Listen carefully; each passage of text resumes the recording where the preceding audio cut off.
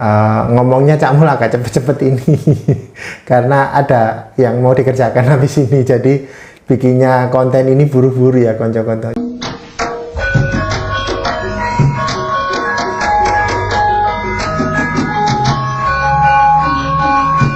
Halo konco-konco, ketemu lagi di Cak Mul Box ya. Tahun 2022 kita buka dengan lembaran yang penuh dengan semangat.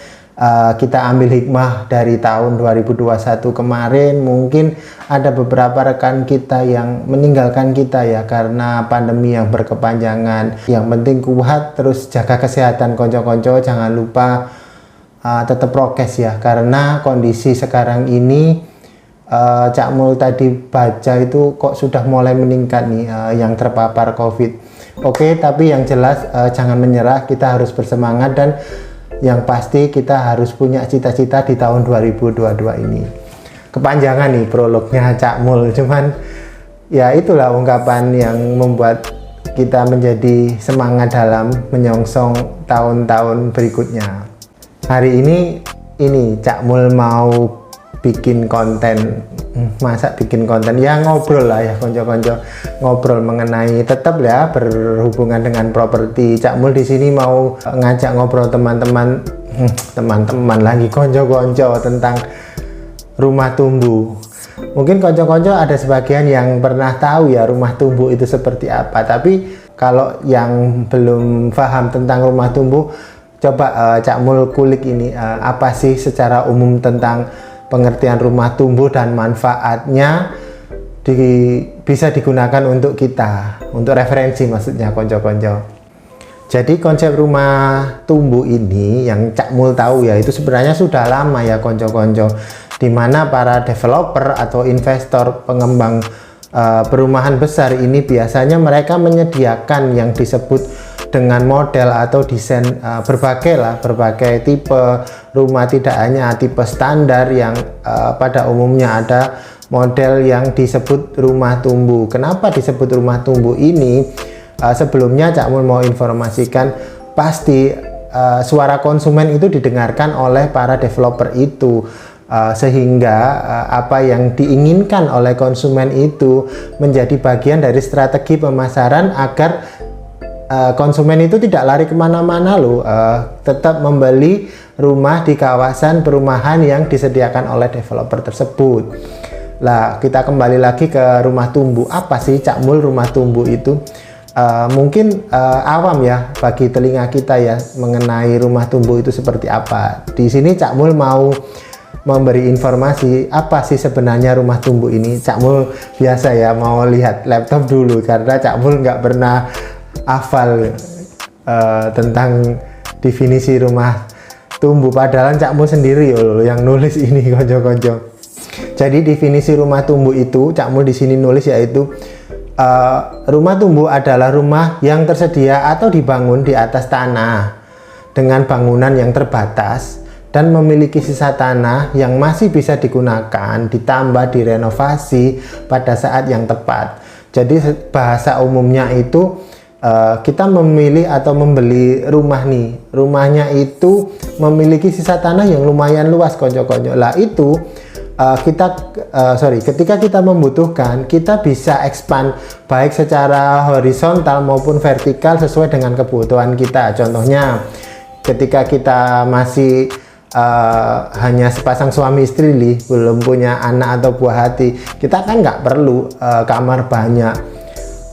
Dan menurut Cak Mul kan belum efisien ya ada kamar banyak itu. Jadi di sini developer mempersiapkan, oh ini loh ada lahan kosong, nanti ketika para calon pembeli memiliki anak pertama, anak kedua, atau bahkan anak ketiga, dia bisa loh membangun sisa tanah itu baik secara horizontal dan vertikal itu. Terus kemudian manfaatnya ya, ini langsung aja Cak Mul informasikan tentang apa sih sebenarnya manfaat dari rumah tumbuh itu. Yang pertama ini yang menurut Cak Mul ini, kita bisa merencanakan kok konco-konco, merencanakan anggaran yang kita mau. Bagaimana kita 2 tahun atau 3 tahun ke depan aku mau nambah kamar, ini untuk gudang, atau mungkin tambah untuk garasi atau kebutuhan yang lain seperti itu, atau untuk kantor di rumah ya, apalagi kondisi sekarang yang sering terjadi yaitu WFH, WFO, mungkin 50%, 50% atau 70-30 seperti itu sangat bermanfaat ya. Kemudian membuat perencanaan tahap renovasi. Jadi ketika kita memiliki uang yang tidak bisa membangun secara utuh, oke, prioritasnya kita bangun apa dulu nih dengan sisa lahan yang ada, bisa itu dimanfaatkan dulu uang yang ada atau dana yang disiapkan untuk renovasi kita. Kemudian yang ketiga, ruangannya itu dibutuhkan pada saat yang tepat loh konco-konco. Jadi ketika ruangan itu tidak digunakan, sayangkan, mendingan lahan kosong aja yang tidak terpakai, bisa untuk taman kan, tetap ada apa namanya yang disebut taman-taman yang mungkin membuat kita fresh. Tapi ketika kita butuh ruangan tersebut, kita bisa bangun sesuai dengan kebutuhan yang kita inginkan konco-konco. Kemudian ini yang mungkin jarang kita perhatikan atau kita pikirkan, desainnya akan selalu update karena mengikuti perkembangan. Mungkin awal pembelian kita oke, standar seperti ini desainnya, nanti ketika 5 tahun lagi saya mau upgrade dan saya mau renov nih rumah ini, pasti dengan segala desain yang ada pasti kita mengikuti desain-desain tersebut loh konco-konco. Itu keuntungan dari rumah tumbuh yang ada dan ditawarkan oleh para pengembang atau developer yang kita jumpai konco-konco. Nah, biasanya ini para developer ini sudah menyiapkan formula ketika rumah ini sudah dibeli dengan kondisi seperti ini, kemudian mereka menawarkan, oh Pak, Bu, kalau Ibu 5 atau 10 tahun lagi mau menambah ruangan, ini loh kami sediakan desain-desain ini yang untuk digunakan alternatif Ibu Bapak dalam pembagian ruangan atau dalam bahasa sipilnya denah ya, untuk kebutuhan kita. Seperti itu ya konco-konco.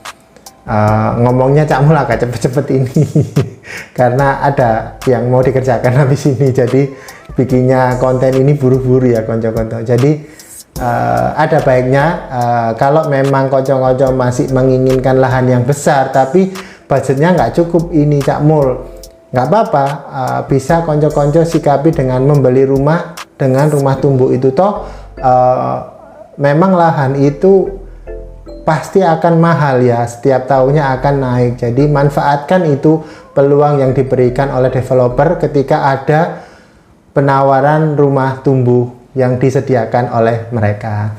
Itu aja sih konco-konco, semoga jelas semua ya informasi yang atau apa ya, kita sharing aja lah.